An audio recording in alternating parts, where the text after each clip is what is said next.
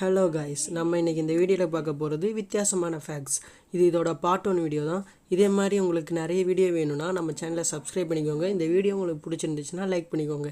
முதல்ல நம்ம இன்றைக்கி பார்க்க போகிறது 1 கிலோகிராம் ஈக்குவல் டு 1 லிட்டரா. இதோட ஆன்சரு எல்லாருக்கும் தெரியுமான்னு தெரில.